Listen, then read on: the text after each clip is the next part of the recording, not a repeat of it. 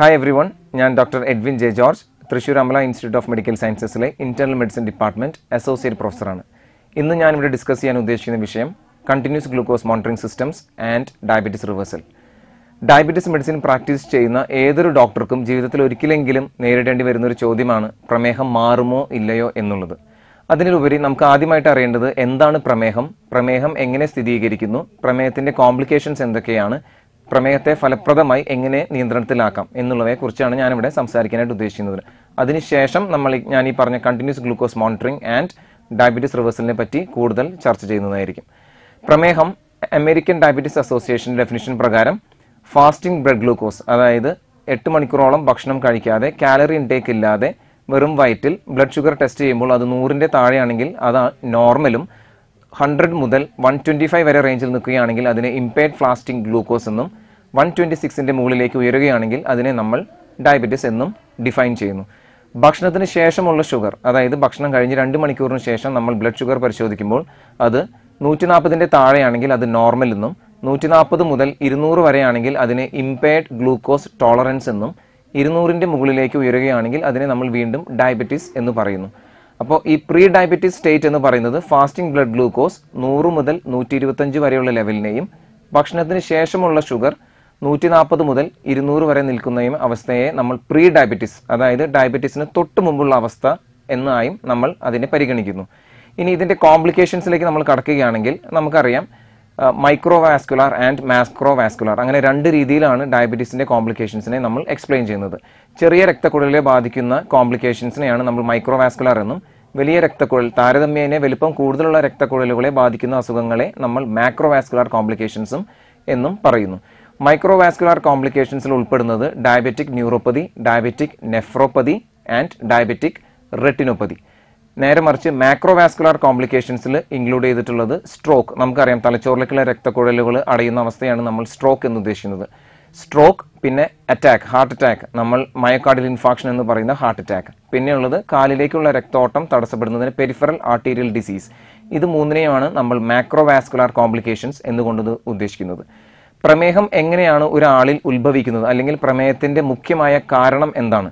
ഞാനിവിടെ സംസാരിക്കുന്നത് ടൈപ്പ് 2 ഡയബറ്റീസിനെ കുറിച്ചാണ്. നമുക്കറിയാം ടൈപ്പ് 1 ഉണ്ട്, ടൈപ്പ് 2 ഡയബറ്റീസ് ഉണ്ട്, ജസ്റ്റേഷണൽ ഡയബറ്റീസ്, ഗർഭാവസ്ഥയിൽ ഉണ്ടാകുന്ന പ്രമേഹത്തിനെയാണ് നമ്മൾ ജസ്റ്റേഷണൽ ഡയബറ്റീസ് എന്ന് പറയുന്നത്. അതല്ലാതെ മരുന്നുകൾ ഉപയോഗം മൂലം ഉണ്ടാകുന്ന ഡയബറ്റീസ് ഉണ്ട്, വേറെ ഒട്ടനവധി കാരണങ്ങൾ കൊണ്ടും ഡയബറ്റീസ് ഉണ്ടാവാം. നമ്മുടെ നാട്ടിൽ സാധാരണഗതിയിൽ കണ്ടുവരുന്ന ഡയബറ്റീസ് ആണ് ടൈപ്പ് 2. അതിന്റെ മുഖ്യ കാരണം എന്ന് പറയുന്നത് ഇൻസുലിൻ റെസിസ്റ്റൻസ് ആണ്. അതായത് നമ്മുടെ ശരീരത്തിൽ അടിഞ്ഞു കിടക്കുന്ന കൊഴുപ്പ് ആണ് ഈ ടൈപ്പ് 2 ഡയബറ്റീസിന്റെ മേജർ ആയിട്ടുള്ള ഒരു കാരണം. അതുമൂലം നമ്മുടെ ശരീരത്തിന്റെ വിസറൽ ഓർഗൻസ്, അതായത് ആന്തരിക അവയവങ്ങളുടെ മുകളിലും, നമ്മൾ പലരും സ്കാൻ ചെയ്യുമ്പോഴൊക്കെ കേട്ടിട്ടുണ്ടാകും ഫാറ്റി ലിവർ, ഫാറ്റി പാങ്ക്രിയാസ് എന്നുള്ള അവസ്ഥകളൊക്കെ നമുക്ക് സ്കാൻ ചെയ്യുമ്പോൾ കണ്ടുപിടിക്കാനായിട്ട് സാധിച്ചിട്ടുണ്ടാകും. ഇതെല്ലാം ഈ കൊഴുപ്പ് എക്സസ് ആയിട്ട് ഡെപ്പോസിറ്റ് ചെയ്യുന്നതിലൂടെ വരുന്ന അവസ്ഥയാണ്. അതുപോലെ തന്നെ നമ്മുടെ ത്വക്കിന്റെ അടിയിലും സബ്ക്യൂട്ടേനിയസ് ഫാറ്റ്, നമ്മൾ വയറിന്റെ സൈഡിൽ നമ്മൾ ടയർ എന്ന് പറയുന്ന വയറിന്റെ സൈഡിൽ കൊഴുപ്പൊക്കെ എടുക്കുന്നതും അത് സബ്ക്യൂട്ടേനിയസ് ഫാറ്റ് ആണ്. ഈ എക്സസ് ഫാറ്റ് ബോഡിയിൽ ഡെപ്പോസിറ്റ് ചെയ്യുന്നത് മൂലം ഒരു പ്രോ ഇൻഫ്ലമേറ്ററി സ്റ്റേറ്റ്, അതായത് വേറെ അസുഖങ്ങൾ ഉണ്ടാവാനുള്ള സാധ്യത കൂടുതലുള്ള ഒരു അവസ്ഥ ഈ എക്സസ് ഫാറ്റ് സൃഷ്ടിക്കുകയാണ്. നമ്മുടെ മേജർ അവയവങ്ങളുടെ മുകളിൽ ഫാറ്റ് അടിഞ്ഞു കൂടുന്നത് മൂലം ആ അവയവങ്ങൾക്ക് നേരെ ഉള്ള പ്രവർത്തനം ശക്തിയായിട്ട് ചെയ്യാൻ പറ്റാതെ വരുന്നു.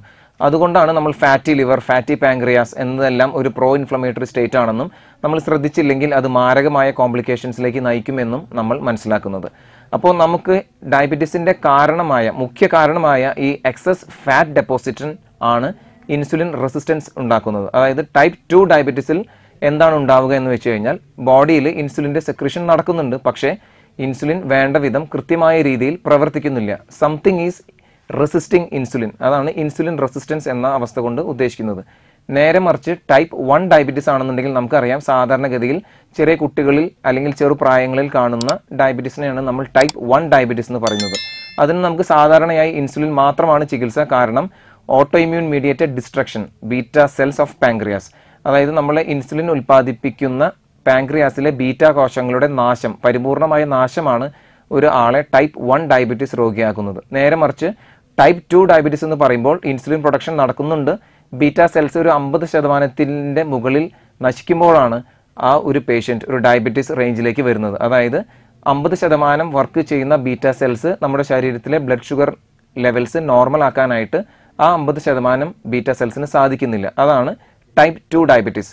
ഇനി ഇത് എങ്ങനെ നമുക്ക് ഈ 50% മുകളിൽ നശിച്ച ബീറ്റ സെൽസിനെ എങ്ങനെ നമുക്ക് റിവൈവ് ചെയ്ത് കൊണ്ടുവരാം, അതാണ് ഈ ഒരു മേജർ കോൺസെപ്റ്റ്. അതായത് ഡയബറ്റിസ് റിവേഴ്സൽ എന്ന പ്രിൻസിപ്പിൾ ബേസ് ചെയ്തിട്ടുള്ളത് ഈ ഒരു കോൺസെപ്റ്റിന്റെ അടിസ്ഥാനത്തിലാണ്. അതായത് ഒരു പ്രമേഹ രോഗി ആദ്യമായി അറിയുകയാണ് ബ്ലഡ് ഷുഗർ ടെസ്റ്റ് ചെയ്യുമ്പോൾ ഫാസ്റ്റിംഗ് ബ്ലഡ് ഗ്ലൂക്കോസ് 300-ഉം പോസ്റ്റ് പ്രാൻഡിയൽ അതായത് ഭക്ഷണത്തിന് ശേഷമുള്ള ബ്ലഡ് ഷുഗർ ലെവൽ 400-ഉം ഒക്കെ ആകുന്നുണ്ടെങ്കിൽ ഓൾറെഡി ആ പേഷ്യൻ്റ് ഒരു പ്രമേഹ അവസ്ഥയിലേക്ക് വന്നു കഴിഞ്ഞു. ഈ അവസരത്തിൽ നമുക്ക് കൃത്യസമയത്ത് കൃത്യമായ ചികിത്സ, വേണ്ട വിധം life style modification including diet restriction and aerobic activity. ADA പറയുന്നത് ആഴ്ചയിൽ 5 ദിവസമെങ്കിലും 30 മിനിറ്റ് വീതം ഡെയിലി നടക്കുന്നതിനെയാണ് നമ്മൾ എയറോബിക് എക്സസൈസ് അല്ലെങ്കിൽ പ്രമേഹത്തെ റിവേഴ്സ് ചെയ്യാൻ സാധ്യത ഉണ്ടാക്കുന്ന രീതിയിലുള്ള എക്സസൈസ് എന്ന് നമ്മൾ ഡിഫൈൻ ചെയ്യുന്നത്. അതുപോലെ തന്നെയാണ് നമ്മുടെ ഭക്ഷണ നിയന്ത്രണം. ഇപ്പോൾ ജനറലി ഒരു ഡയബറ്റീസ് പേഷ്യൻറ്റിനോട് എല്ലാ ഡോക്ടേഴ്സും കൊടുക്കുന്ന ഒരു അഡ്വൈസാണ് മധുരം കംപ്ലീറ്റ് ഒഴിവാക്കുക, ചോറിൻ്റെ അളവ് കുറയ്ക്കുക എന്നുള്ള കാര്യങ്ങളൊക്കെ. അതെല്ലാം ഒരു ജനറൽ ഗൈഡ് ലൈനാണ്. നമുക്കത് എല്ലാ പേഷ്യൻസിനും ഒരുപോലെ അത് കൺവേ ചെയ്യാൻ പറ്റിക്കൊള്ളണമെന്നില്ല. അപ്പോൾ നമുക്ക് ജനറൽ പ്രിൻസിപ്പിളിൻ്റെ ബേസിസിൽ നമ്മൾ പറയുകയാണെങ്കിൽ ലോ കാലറി കുറവുള്ള ഭക്ഷണങ്ങൾ കൂടുതലായിട്ട് നമ്മുടെ പ്ലേറ്റിൽ ഉൾപ്പെടുത്തുക. അതിനെയാണ് നമ്മൾ ഡയബറ്റീസ് പ്ലേറ്റ് എന്ന് പറയുക. ഒരു ജനറൽ അഡ്വൈസ് എന്ന് നമ്മൾ ഉദ്ദേശിക്കുന്നത് നമ്മളൊരു ഭക്ഷണം കഴിക്കുകയാണെങ്കിൽ നമ്മുടെ ഒരു പ്ലേറ്റിൻ്റെ പകുതി ഭാഗം ഫുൾ വെജിറ്റബിൾസ് കൊണ്ട് നിറയ്ക്കുകയും ബാക്കിയുള്ള കാർബോഹൈഡ്രേറ്റ് അങ്ങനത്തെ സാധനങ്ങളെല്ലാം നമുക്ക് നെക്സ്റ്റ് ഹാഫിൽ ഡിവൈഡ് ചെയ്ത് കൊടുക്കുകയും ചെയ്തു കഴിഞ്ഞാൽ ഏറെക്കുറെ നമ്മൾ ഉദ്ദേശിക്കുന്ന ലോ കാലറി ലോ കാർബ് ഡയറ്റിലേക്ക് നമ്മൾ വരും. അതാണ് പരമപ്രധാനമായ ഒരു കാര്യം. കാരണം രോഗികൾ ചെയ്യേണ്ട കാര്യങ്ങൾ രോഗി കൃത്യമായി ചെയ്തു കഴിഞ്ഞാലാണ് ഡോക്ടർക്ക് എഫക്റ്റീവായിട്ട് ഡയബറ്റീസ് കൺട്രോൾ ചെയ്യാനും മിനിമം മരുന്നിലൂടെ ആ പേഷ്യൻറ്റിനെ യൂഗ്ലൈസിമിക് സ്റ്റേറ്റിൽ നിലനിർത്താനുമായിട്ട് സാധിക്കുള്ളൂ. രണ്ടാമത്തെ കാര്യമാണ് ഞാൻ പറഞ്ഞത് എക്സസൈസ്, എയറോബിക് എക്സസൈസ്. ആഴ്ചയിൽ 5 ദിവസമെങ്കിലും 30 മിനിറ്റ് വീതം, അപ്പോൾ 150 മിനിറ്റ് ഒരു ആഴ്ചയിൽ. അതാണ് നമ്മളിങ്ങനെ ഡിവൈഡ് ചെയ്ത് കൊടുക്കാനുള്ള കാര്യം. അപ്പോൾ ആഴ്ചയിൽ 5 ദിവസം തുടർച്ചയായി നടക്കുക, മൊത്തം 150 മിനിറ്റ് ഒരു ആഴ്ചയിൽ എക്സസൈസ് വരുന്നു. ഇനി ഇതിന് പുറമെയാണ് നമ്മൾ ഈ നേരത്തെ പറഞ്ഞ രോഗി 300-ഉം 400-ഉം ബ്ലഡ് ഷുഗറായിട്ട് വരുന്ന രോഗിയെ എത്രയും പെട്ടെന്ന് നോർമൽ ബ്ലഡ് ഗ്ലൂക്കോസ് ലെവലിലേക്ക് കൊണ്ടുവരണം. കാരണം ഇവിടെയാണ് നമുക്ക് ഈ ഡയബറ്റീസ് റിവേഴ്സലിൻ്റെ ഒരു ഇമ്പോർട്ടൻസ്, അല്ലെങ്കിൽ ആ രോഗിക്ക് ലൈഫ് ലോങ്, അതായത് തുടർന്നുള്ള ദിവസങ്ങളിലും മാസങ്ങളിലും കൊല്ലങ്ങളിലും കിട്ടാൻ പോകുന്ന അഡ്വാൻറ്റേജ്, അതായത് പെട്ടെന്നുള്ള റാപ്പിഡ് ബ്ലഡ് ഗ്ലൂക്കോസ് റിഡക്ഷൻ വഴി ആ രോഗിക്ക് കിട്ടാൻ പോകുന്ന ബെനിഫിറ്റ്സ്, അതിനെയാണ് നമ്മൾ ഡയബറ്റിക് റിവേഴ്സലിൻ്റെ ഒരു മെയിൻ അഡ്വാൻറ്റേജ് ആയിട്ട് പറയുന്നത്. അതായത് നമ്മളിപ്പോൾ ഒരു പേഷ്യൻ്റ് വരികയാണെങ്കിൽ നമ്മൾ ഓരോ പേഷ്യൻറ്റിനും ട്രീറ്റ്മെൻറ്റ്, ഒരുപാട് പേഷ്യൻ്റ് ഫാക്ടേഴ്സ് നോക്കിയിട്ടാണ് നമ്മൾ ഒരു രോഗിക്ക് ഇന്ന മരുന്ന്, ഇന്ന ഇൻസുലിൻ അല്ലെങ്കിൽ പുതിയതായിട്ടുള്ള ഇൻക്രെറ്റിൻ ബേസ്ഡ് തെറാപ്പീസ് എന്ത് വേണമെന്ന് തീരുമാനിക്കുന്നത്. സോ ഒബീസ് ആയിട്ടുള്ള പേഷ്യൻസിൽ ഡെഫിനറ്റ്ലി നമുക്ക് life style modification, diet restriction എന്നിവ വേണ്ടി വരും. അതുപോലെ തന്നെ വെയിറ്റ് റിഡക്ഷൻ ഇതിലൊരു പരമപ്രധാനമായിട്ടുള്ള ഒരു കാരണമാണ്. കാരണം ഡയബറ്റീസ് റിവേഴ്സലിൽ വെയിറ്റ് റിഡക്ഷൻ വരുന്നതിൻ്റെ അർത്ഥം നമ്മുടെ ബോഡിയിൽ എക്സസൈസ് അടിഞ്ഞുകൂടിയിരിക്കുന്ന കൊഴുപ്പ് കത്തി തുടങ്ങുന്നു അല്ലെങ്കിൽ കത്തി തീരുന്നു എന്നുള്ളതിൻ്റെ ഒരു സൂചനയാണ് ഈ വെയിറ്റ് റിഡക്ഷൻ. സോ നല്ല മോട്ടിവേറ്റഡ് ഉള്ള പേഷ്യൻസിനെ നമ്മൾ സ്ട്രിക്റ്റ് ആയിട്ട് ഫോളോ അപ്പിൽ വെക്കുകയും നമ്മൾ ഉപദേശിക്കുന്ന പോലെ കാര്യങ്ങളെല്ലാം കൃത്യമായിട്ടും ചെയ്യുന്ന പേഷ്യൻസിൽ ഡയബറ്റിക് റിമിഷൻ, നമ്മൾ ഇതിനൊരു ക്യൂർ എന്നല്ല ഉദ്ദേശിക്കുന്നത്. ഇപ്പോൾ ഡയബറ്റിസ് ക്യൂറബിൾ ഡിസീസ് ആണോ എന്ന് എന്നോട് ചോദിക്കുകയാണെങ്കിൽ ഞാൻ പറയാം അത് ക്യൂറബിൾ ഡിസീസ് അല്ല, but it can be kept under remission. അതായത് പ്രമേഹം നോർമലാക്കി നിർത്താനായിട്ട് നമുക്ക് സാധിക്കും. അത് തുടക്കത്തിൽ ചിലപ്പോൾ മരുന്നുകൾ ഉപയോഗിക്കേണ്ടി വന്നേക്കാം. എന്നിരുന്നാലും ഞാൻ ഈ പറയുന്ന ഇൻസുലിൻ റെസിസ്റ്റൻസ് എന്ന് പറഞ്ഞ ഫാക്ടറിനെ നമ്മൾ മാക്സിമം നമ്മുടെ ബോഡിയിൽ നിന്ന് നീക്കുകയാണെങ്കിൽ 1-2 ചെറിയ ഗുളികകൾ മാത്രം, ചിലപ്പോൾ ഒരു മെറ്റ്ഫോമിൻ 500 മില്ലിഗ്രാം ദിവസേന ഒരു ഗുളിക അങ്ങനെ വെച്ചിട്ട് നമുക്കത് നോർമലാക്കി നിർത്തുവാനായിട്ട് സാധിക്കും. ഇതിനെയാണ് നമ്മൾ ലെഗസി ഇഫക്റ്റ് അഥവാ മെറ്റബോളിക് മെമ്മറി എന്ന് പറയുന്നത്. അതായത് ഒരു ന്യൂലി ഡിറ്റക്റ്റഡ് ഡയബറ്റീസ് പേഷ്യൻറ്റിനെ നമ്മൾ എത്രയും പെട്ടെന്ന്, അതായത് പ്രോബ്ലി ഒരു മാസത്തിൻ്റെ ഉള്ളിലോ 2 മാസത്തിനുള്ളിലോ നോർമൽ ബ്ലഡ് ഗ്ലൂക്കോസ് സ്റ്റേറ്റിലേക്ക് വരുത്തുകയാണെങ്കിൽ ആ പേഷ്യൻറ്റിന് ഡയബറ്റീസ് റിലേറ്റഡ് കോംപ്ലിക്കേഷൻസ് വരാനുള്ള സാധ്യത വളരെ വളരെ അകന്നു നിൽക്കും. അതുപോലെ തന്നെ ഇൻ ഫ്യൂച്ചർ എപ്പോഴും ഒരു ഡയബറ്റീസ് ടെൻഡൻസി ഈ പേഷ്യൻറ്റിനുണ്ടാവും. അപ്പോൾ ഇൻ ഫ്യൂച്ചർ ഡയബറ്റീസ് ഈ ടെൻഡൻസി വരുന്നത് ഒഴിവാക്കാനായിട്ട് പേഷ്യൻ്റ് ഈ ലൈഫ് സ്റ്റൈൽ മോഡിഫിക്കേഷനും ഡയറ്റ് റെസ്ട്രിക്ഷനും ഒക്കെ തുടർച്ചയായിട്ട് ചെയ്യുകയും വേണം. ഇങ്ങനെ സെലക്റ്റഡ് ഗ്രൂപ്പ് ഓഫ് പേഷ്യൻസിൽ നമുക്ക് ഫോർ എക്സാമ്പിൾ ഒരു ആവറേജ് ഒരു 20-30% ഓഫ് ദ പേഷ്യൻസിൽ നമുക്ക് പ്രമേഹം റെമിഷനിൽ കൊണ്ടുവരാൻ പറ്റും. ക്യൂറബിൾ ഡിസീസ് അല്ല, but it can be kept under remission. നേരെ മറിച്ച് ടൈപ്പ് 1 ഡയബറ്റീസിന് നമുക്ക് ക്യൂറില്ല, റെമിഷൻ ഇല്ല, എപ്പോഴും ആ രോഗിക്ക് ഇൻസുലിൻ്റെ ചികിത്സ ആവശ്യമായിട്ട് വരും. ഇതാണ് പുതിയതായിട്ട് നമ്മൾ ഡയബറ്റിക് റിവേഴ്സൽ എന്നൊരു കോൺസെപ്റ്റ് കൊണ്ട് ഉദ്ദേശിക്കുന്നത്. നമ്മളെ വെയിറ്റ് റെഡ്യൂസ് ചെയ്യാനായിട്ടുള്ള ഒരുപാട് ടെക്നിക്സ് നമുക്ക് തന്നെ അറിയാം. ലോ കാർബോഹൈഡ്രേറ്റ് ഡയറ്റ് കഴിക്കുക, അതുപോലെ തന്നെ വരുന്ന വേറൊരു ടേം ആണ് കീറ്റോ ഡയറ്റ്. നമ്മളെല്ലാവരും കേട്ടിട്ടുണ്ടാവും കീറ്റോ ഡയറ്റ് ഡ്രാസ്റ്റിക് ആയിട്ട് വെയിറ്റ് റിഡ്യൂസ് ചെയ്യുന്നു, അതുപോലെ തന്നെ ഷുഗർ നോർമലായി വരുന്നു. ഇതെല്ലാം ഞാൻ ഈ പറഞ്ഞ ഇൻസുലിൻ റെസിസ്റ്റൻസ് നമ്മുടെ ശരീരത്തിൽ നിന്നും നീക്കുന്ന ഒരു അവസ്ഥയ്ക്ക് സഹായിക്കുന്നതാണ്. കീറ്റോ ഡയറ്റ് ബേസിക്കലി ഉദ്ദേശിക്കുന്നത് ഹൈ ഫാറ്റ് ഡയറ്റാണ് നമ്മൾ ഉദ്ദേശിക്കുന്നത്. നമ്മൾ കഴിക്കുന്ന എല്ലാ ഭക്ഷണത്തിലും കൊഴുപ്പിന്റെ അംശം വളരെയധികം കൂടുതലായിരിക്കും. നമ്മൾ ഇപ്പോൾ കഴിച്ചുകൊണ്ടിരിക്കുന്ന ഭക്ഷണത്തിൽ കാർബോഹൈഡ്രേറ്റിന്റെ ലെവലായിരിക്കും കൂടുതൽ. നേരെ മറിച്ച് നമ്മളൊരു കീറ്റോ ഡയറ്റ് ഫോളോ ചെയ്യുകയാണെങ്കിൽ അതിൻ്റെ അർത്ഥം നമ്മൾ കഴിക്കുന്ന ഭക്ഷണത്തിൽ ഒരു 90% ഫാറ്റ് ആയിരിക്കും. സോ ബോഡി നമ്മുടെ എനർജിക്ക് വേണ്ടിയിട്ട് യൂട്ടിലൈസ് ചെയ്യുന്നത് കാർബോഹൈഡ്രേറ്റ് മാറി പകരം ഫാറ്റ് വെച്ച് നമ്മൾ റീപ്ലേസ് ചെയ്യുന്ന ഈ പ്രോസസ്സിനെയാണ് നമ്മൾ കീറ്റോ ഡയറ്റ് എന്ന് ഉദ്ദേശിക്കുന്നത്. സോ ഡെഫിനറ്റ്ലി നമ്മളൊരു 1 month ഒക്കെ കീറ്റോ ഡയറ്റ് ഫോളോ ചെയ്യുകയാണെങ്കിൽ ഡെഫിനറ്റ്ലി നമുക്ക് നമ്മുടെ ബോഡിയിൽ എക്സസ് ആയിട്ട് അടിഞ്ഞുകൂടിയിരിക്കുന്ന കൊഴുപ്പ് കത്തുകയും ബോഡി ബേസിക്കലി ഒരു കീറ്റോജനിക് സ്റ്റേറ്റിലേക്ക് മാറുകയും വെയിറ്റ് റിഡക്ഷൻ ഡ്രാസ്റ്റിക് ആയിട്ട് സംഭവിക്കുന്നതും ചെയ്യുന്നതും കാണാം. എന്നിരുന്നാലും ഇതിൻ്റെ ഒരു ലോങ് ടേം ബെനിഫിറ്റ്, അതായത് ഒരു കീറ്റോ ഡയറ്റ് 1 കൊല്ലം 2 കൊല്ലം ഒക്കെ തുടർച്ചയായി ചെയ്യുന്നതിന് സപ്പോർട്ട് ചെയ്യുന്ന പഠനങ്ങൾ നമുക്ക് ലഭ്യമല്ല. അതുകൊണ്ട് തന്നെ കീറ്റോ ഡയറ്റ് മാക്സിമം നമുക്ക് ചെയ്യാൻ ഉദ്ദേശിക്കുന്ന ഒരു കാലയളവ് എന്ന് പറയുന്നത് ഒരു 2 മാസത്തിൻ്റെ താഴെയാണ്. നമ്മൾ ഗ്രാജുവലി വെയിറ്റ് റിഡക്ഷൻ വഴി ഇൻസുലിൻ റെസിസ്റ്റൻസ് നമ്മുടെ ശരീരത്തിൽ നിന്നും റിമൂവ് ചെയ്യുകയും ഗ്ലൂക്കോസ് ലെവൽസ് എല്ലാം നോർമലായി വരികയും ചെയ്യുമ്പോൾ ഡോക്ടർക്ക് മരുന്ന് നിർത്തുവാനോ മരുന്നിൻ്റെ ഡോസോ ഇൻസുലിൻ്റെ അളവോ ഒക്കെ കുറയ്ക്കാനും വളരെ എളുപ്പത്തിൽ സാധിക്കും. സോ ഇതാണ് ഡയബറ്റിസ് റിവേഴ്സൽ. സോ എല്ലാ ഡയബറ്റിസ് പേഷ്യൻസും നല്ലവണ്ണം ശ്രദ്ധിച്ചു കഴിഞ്ഞു കഴിഞ്ഞാൽ പ്രമേഹത്തെ ഒരു പരിധിവരെ കൺട്രോൾ ചെയ്യാനും ഒരു 20% ആൾക്കാരിലെങ്കിലും തുടക്കത്തിൽ നമ്മൾ നന്നായി ശ്രദ്ധിക്കുകയാണെങ്കിൽ മരുന്നില്ലാതെ തന്നെ ഷുഗർ ലെവൽസ് നോർമലായി കൊണ്ടുപോകാനുമായിട്ടും സാധിക്കും. ഇനി രണ്ടാമതും ഞാൻ സംസാരിക്കാൻ ഉദ്ദേശിച്ച ടോപ്പിക് കണ്ടിന്യൂസ് ഗ്ലൂക്കോസ് മോണിറ്ററിംഗ്.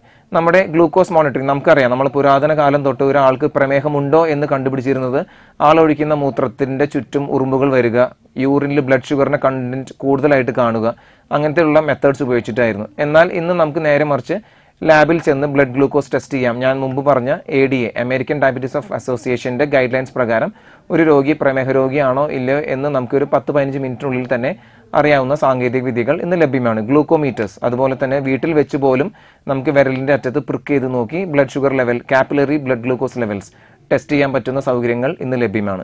ഇതിൻ്റെ ഒരു നെക്സ്റ്റ് ലെവലാണ് HbA1c, അതായത് നമ്മുടെ കഴിഞ്ഞ ഒരു 3 മാസത്തെ ആവറേജ് ഷുഗർ കാണിക്കുന്ന ഒരു ടെസ്റ്റാണ് ഗ്ലൈക്കോസിലേറ്റഡ് ഹീമോഗ്ലോബിൻ A1c എന്ന് പറഞ്ഞ ടെസ്റ്റ്.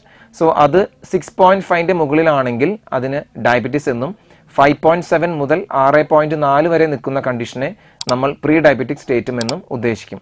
സോ ഒരു പ്രമേഹ രോഗി ചികിത്സ തുടങ്ങിക്കഴിഞ്ഞാൽ ആ പ്രമേഹ രോഗിയുടെ ബ്ലഡ് ഷുഗറിൻ്റെ ലെവൽസ് നോർമൽ ആയിരുന്നോ, 24 മണിക്കൂറും നോർമൽ റേഞ്ചിലാണോ നിന്നിരുന്നത് എന്നറിയാനുള്ള ഒരു റഫ് ടെസ്റ്റാണ് HbA1c. കഴിഞ്ഞ 3 മാസത്തെ ഒരു ആവറേജ് ഷുഗർ കൺട്രോളാണ് ഈ HbA1c കാണിക്കുന്നത്. അതുപോലെ തന്നെ നമുക്ക് ആഴ്ച തോറും അല്ലെങ്കിൽ 2 ആഴ്ച തോറും ഒക്കെ ഈ ഗ്ലൂക്കോസ് കൺട്രോൾ അറിയാനുള്ള ടെസ്റ്റുകൾ ലഭ്യമാണ്. പക്ഷേ അത് കോമൺലി ആരും ചെയ്യാറില്ല. 1-ആൽഫ, 1-ആൻഹൈഡ്രോഗ്ലൂസിറ്റോൾ, ഫ്രക്ടോസമിൻ തുടങ്ങിയ ടെസ്റ്റുകളെല്ലാം നമുക്കൊരു ഷോർട്ട് ടേം ഗ്ലൈസിമിക് കൺട്രോളിനെ റെപ്രസെൻറ്റ് ചെയ്യുന്ന ടെസ്റ്റുകളാണ്. യൂഷ്വലി അതാരും ചെയ്യാറില്ല. നമ്മൾ സാധാരണ fasting blood glucose, post prandial blood glucose and HbA1c ഈ 3 പില്ലറിൽ ബേസ് ചെയ്തിട്ടാണ് നമ്മൾ ഒരു 99% ഡയബറ്റീസ് പേഷ്യൻസിൻ്റെ ട്രീറ്റ്മെൻറ്റ് മുന്നോട്ട് കൊണ്ടുപോകുന്നത്. എന്നിരുന്നാലും ചില പേഷ്യൻസിൽ, ഇൻസുലിൻ എടുക്കുന്ന പേഷ്യൻസിൽ especially these patients may experience some kind of hyperglycemia. ചിലപ്പോൾ ബ്ലഡ് ഷുഗർ ലെവൽ ഉയർന്നു നിൽക്കുകയും ചിലപ്പോൾ patients can go in for hypoglycaemia.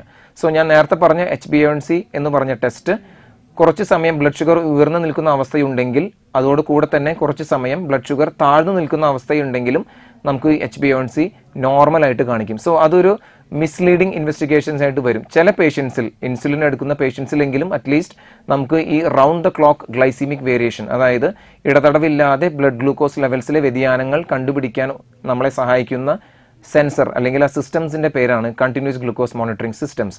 അത് നമ്മുടെ ഇടയിൽ പ്രചാരത്തിലായിട്ട് ഏകദേശം 10 കൊല്ലത്തോളം ആയിട്ടുണ്ട്.